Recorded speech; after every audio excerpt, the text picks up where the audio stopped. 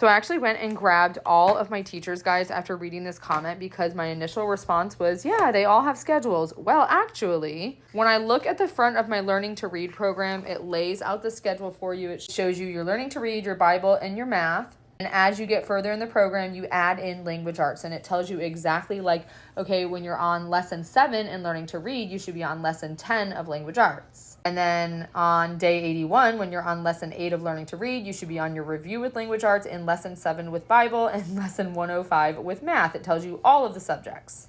But when I look at my level 2 teacher's guide, 2nd grade, this is language arts 2nd grade teacher's guide and reading 2nd grade, I do not see the schedule in there, and it is driving me nuts. I could have sworn it was in there. And I think maybe that's because learning to read is the only subject where you're not doing language arts alongside it, and you're supposed to start language arts later on. So like you don't start language arts 1 until you get to light unit number 5 of the Learning to Read program. And then after a while, as your child grows through the grade levels and the different lessons, you're eventually just going to be doing every subject every day. So I think that's why they stopped putting the subject in for the higher grade levels, because they just assume you're doing language arts, you're doing reading, you're doing math, science, social studies. For people like me who are only using Christian Light for specific subjects, I just make my own schedule. You can use the schedule if you want, but this schedule is definitely necessary when it comes to adding in that language arts with the Learning to Read program. Because like us, we were just trucking along doing the Learning to Read program, having a grand old time. I didn't think we were supposed to start language arts level 1 until we were done with Learning to Read,